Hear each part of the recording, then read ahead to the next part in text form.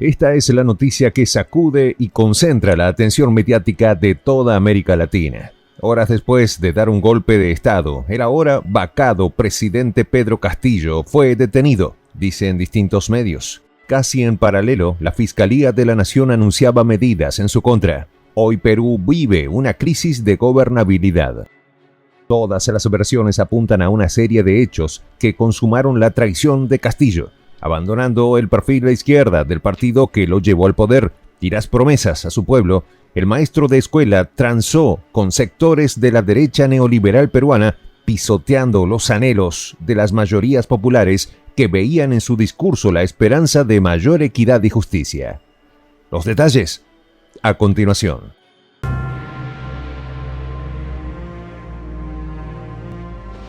Voz de la Patria Grande. Prensa Alternativa busca reporteros ciudadanos en todas las provincias del Perú para que informen sobre la actual crisis política. Escríbenos al correo prensa.alternativa.produccion@gmail.com.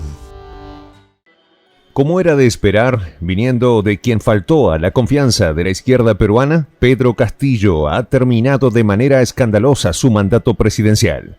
El Congreso de la Nación lo destituyó y la fuerza policial lo detuvo al tiempo que la Fiscalía impulsaba medidas en su contra. Así es como Dina Boluarte fue nombrada nueva presidenta de Perú, pero adolece de popularidad y está complicada.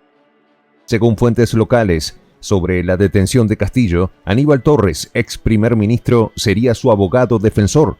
Pedro Castillo fue detenido por la Policía Nacional bajo condición de flagrancia. La fiscal de la Nación, Patricia Benavides, y el fiscal adjunto supremo, Marco Guamán, encabezaron la diligencia en la prefectura. ¿Sorprendió la caída de Castillo? Probablemente a nadie. Como en la crónica de García Márquez de una muerte anunciada, Castillo pagó bandazos de izquierda a derecha y se desplomó. A fuerza de graves acusaciones de corrupción que nunca aceptó, terminó siendo destituido por el Congreso de la Nación y detenido en la prefectura.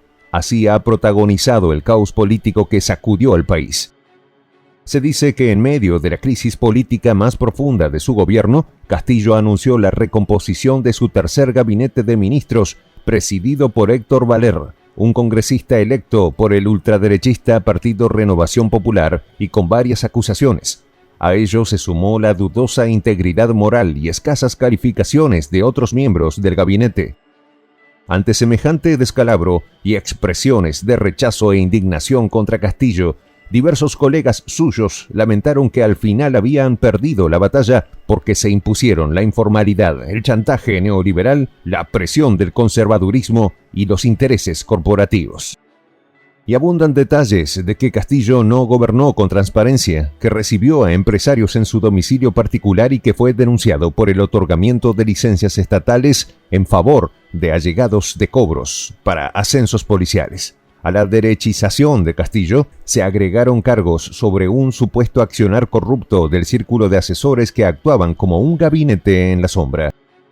Pero lo que parece haber puesto la tapa al pomo fue la formación del tercer gabinete, donde nombró de presidente a Héctor Valer, congresista de ultraderecha. Según dicen, Valer, en la campaña advertía que no había que votar por Castillo.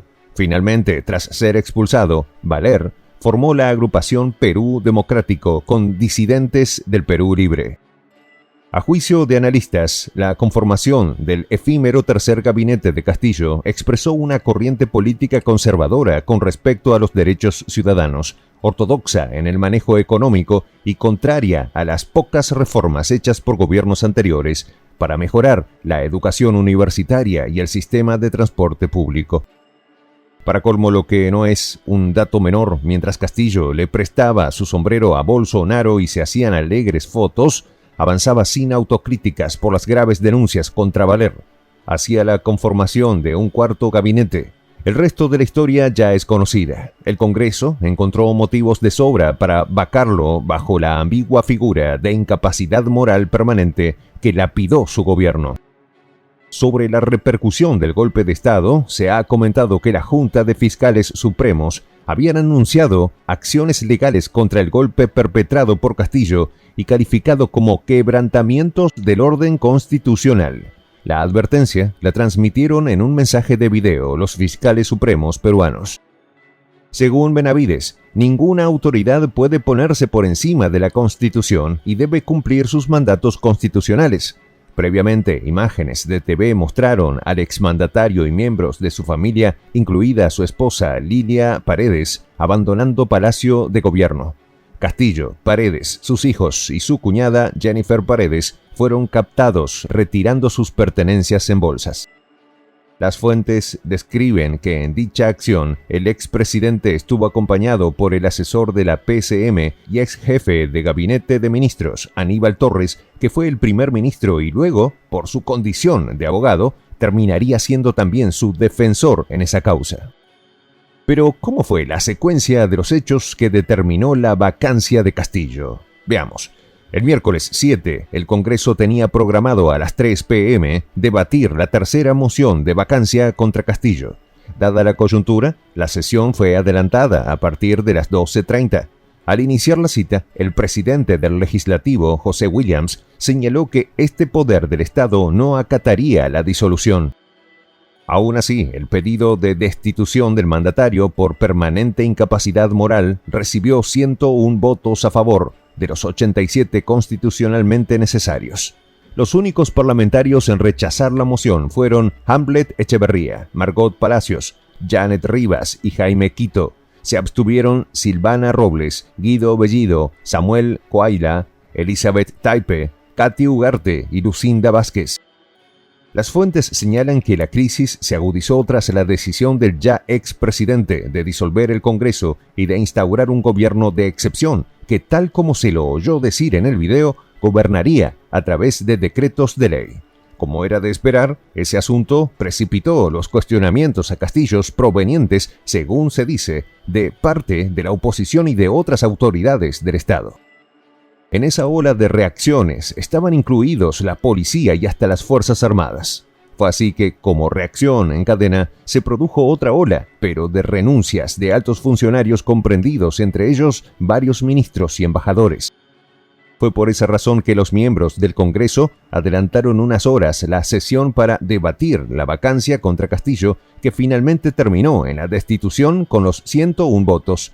Y fue tras su anuncio del miércoles 7 que Castillo se presentó ante la prefectura de la policía en Lima, donde fue arrestado. Ante todo, cabe decir que esta crisis institucional que todos veían venir, incluso el propio Castillo, tuvo su génesis, a juicio de analistas, en el golpe de timón que pegó el exmandatario hacia la derecha neoliberal que lo rodeaba. No obstante, la acusación formal de la Fiscalía apuntó a la gravedad de los hechos que colocaban al expresidente como cabecilla de una organización delictiva.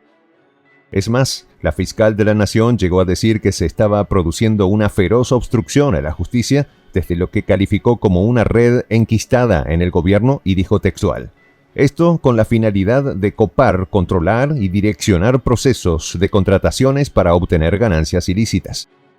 Para que se tenga idea del peso de tales denuncias sobre el exmandatario, fue objeto de varias acusaciones de corrupción que involucraron a miembros de su familia y a él mismo. Está la denuncia constitucional que la Fiscalía presentó contra Castillo por supuestamente liderar una organización para enriquecerse con contratos del Estado y obstruir investigaciones.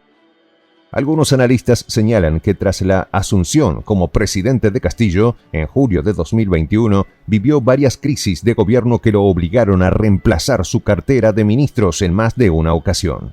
De hecho, la convocatoria para discutir la destitución de Castillo se basaba en su supuesta incompetencia para gobernar, porque en año y medio habían nombrado 5 gabinetes y unos 80 ministros.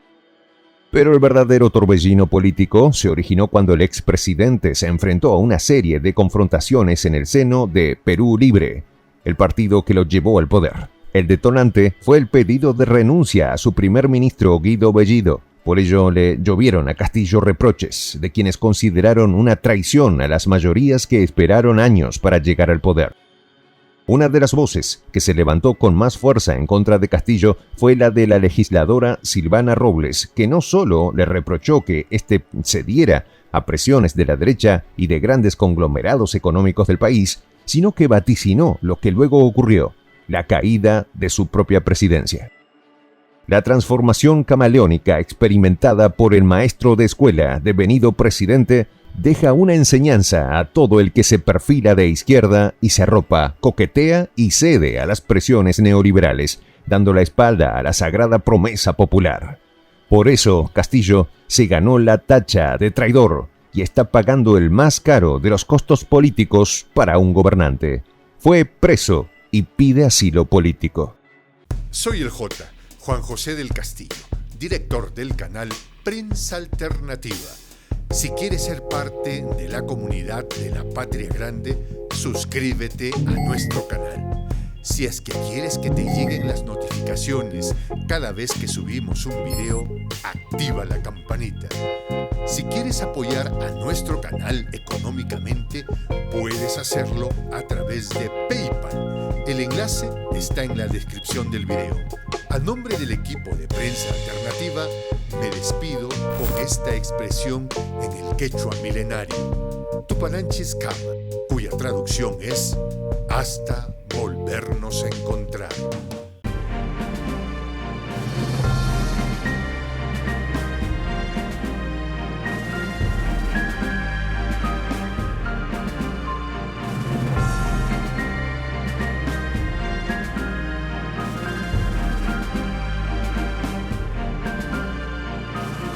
Voz de la Patria Grande.